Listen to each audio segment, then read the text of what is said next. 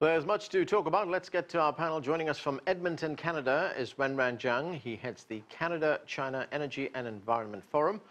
With us from the campus of Stanford University in Palo Alto, California, is Jeffrey Ball. He's a scholar in residence at the Law School Center for Energy Policy and Finance. Huang Wei is an East Asia climate and energy campaigner for Greenpeace. She joins us from Beijing. And Jennifer Turner is the director of the China Environment Forum at the Wilson International Center for Scholars right here in Washington, D.C. Thanks to all of you for joining us. So Wenran Jiang, let me start with you. It's been 4 years since China declared this war on pollution. How would you assess China's progress so far? Well, I think the progress is measured by some of the very hard indicators, especially in terms of CO2 emission that China committed to be at reducing between some 40 to 45% by 2020.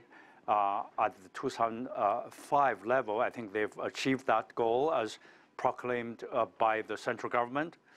And you can see the very hard-driven policies by the first 5 years of President Xi Jinping and Premier Li Keqiang on reducing some of the pollution levels, reducing coal use. As much centralized efforts, the latest indicator is the establishment of the much more powerful integrated Ministry of Ecology and Environment. So I think I would give it a score if I have to put it in terms of their efforts as well as outcome. That is a pretty good effort. Let's bring in Huang Wei. She is in Beijing. And Huang Wei, there was a time when cities like Beijing, well, people thought they would become uninhabitable because of pollution. Greenpeace released a series of reports in January. What were your main findings? Yes. So Beijing has enjoyed the bluest sky last year, indeed.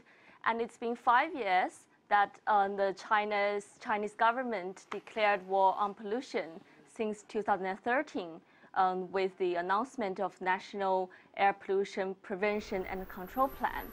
And so the action plan put in place a basket of measures and it sets specific targets for the three major economic regions, namely Beijing and its surrounding areas, Yangtze River Delta and the Pearl River Delta. And the three regions were required to reduce their PM2.5 concentration by 25%, 20%, and 15% respectively. And based on our stats last year, which was 2017 when the plan was due, all of the three regions overachieved their targets. For instance, Beijing has reduced their, Beijing and its surrounding areas has reduced its PM2.5 concentration by over 39%, right, as opposed to 25%. Jennifer, as we heard Wenran Jiang tell us there, China scores an A in these efforts to combat pollution, which is pretty good. But what are the major steps that China's taken to achieve this? Well, I mean, they've, as our Greenpeace colleague pointed out, is that there have been clear targets. And I think that what's been lovely to see, if you're an environmentalist, is that the hammers come down on local governments, that if they don't meet various pollution emission targets, they're going to lose their development funding. There's requirements for monitoring, which adds pressure. The public's getting out there more and more, bottom-up pressure on them.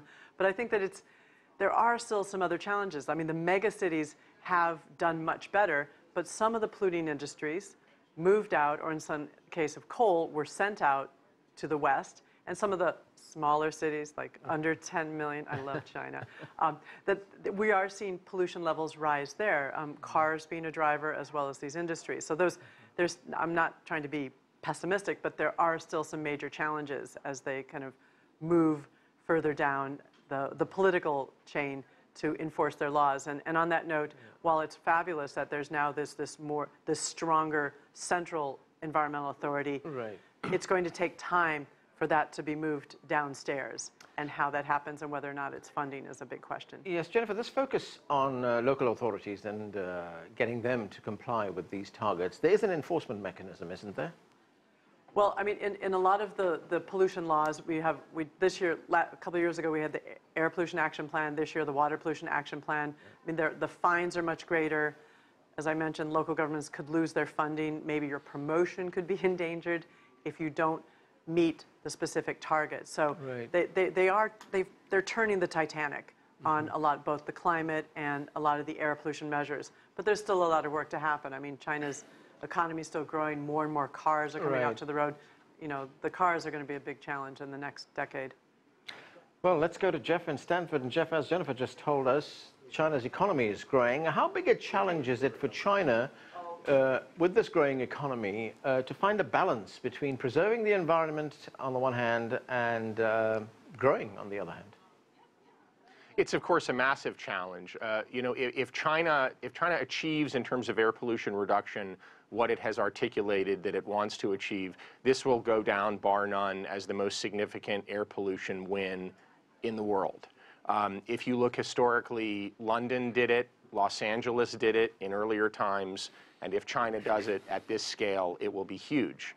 The challenge, of course, as you've pointed out, is to do it in a way that doesn't harm the economy. And China's bet is that it can do two things simultaneously. It can reduce the bad stuff. That is, it can reduce pollution from fossil fuel at a rate that is significant environmentally, but is not so fast that it doesn't crash the economy. And at the same time, it can scale up cleaner stuff, renewable energy, all sorts of technologies around a cleaner energy economy in a way that has a beneficial effect for the environment, and probably more to the point in China, has a beneficial effect for the economy. So China's betting that it can make this shift in a way that actually helps the economy rather than hurts it. And I would just say that it's important to look both at the macro and the micro here. Absolutely, it may be the case that the economy broadly benefits from this shift, at least long term. I think it's important to watch this because it's not clear yet how this plays out. But maybe more importantly, politically, there will absolutely be regional winners and losers in China from this shift, as is the case in Europe to the extent that Europe is trying to do this, as is the case in the United States. And on a political level, it's those regional winners and losers that are often determinative. And so what China is trying to do, obviously, is to reduce the number of losers, but it's a really, really hard shift. Wenran Jiang, we've heard a lot about China's efforts to move from coal energy to alternative sources of energy. Put that into some kind of perspective for us. How significant has the shift been, and what are the challenges that remain? Well, the shifting from reducing the coal use and being replaced by other type of fossil energies, and especially renewable and alternative energies, has been quite dramatic. We know the Chinese government have been trying to reduce the coal use for years, but they were not very successful, especially some of the local and private sector coal mining and power generating practices. They do not follow the central government guidelines. But even today, we're talking about so much about reducing coal use. 63% of China's total energy still coming from coal. But make no mistakes, these coal use are more efficient now. They're emitting a lot less. When they're generating, say, in the past 10 years, China probably added about 144% of total power generating capacity, and yet the emission level is probably only half of that. They're more efficient. And I think the central determination by the government policy through the electricity-focused carbon trading theme is spreading now to the entire country. I think that's a sign of balancing out on some of the local discrepancies and the winners and losers, as some of our colleagues pointed out. I think that may be a good policy direction. So I think it is moving positively with a very centralized government to move toward that direction. Right. Jennifer, of course, this fight on pollution is just not confined to finding alternative sources of energy. I mean, there's other types of pollution, plastics, for instance. Now, you've been quoted as saying that China's decision to block many plastic recyclables is a global game changer. Totally.